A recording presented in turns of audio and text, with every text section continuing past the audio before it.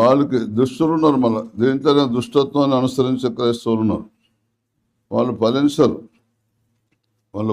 కొంతమందే ఫలిస్తున్నారు, అందరూ ఫలించట్లే. విత్తువాడు విత్తడుకు బయలువెళ్ళను, కొన్ని రాతి నేల, కొన్ని ముండ్ల పొదలు, కొన్ని త్రోపక్కను.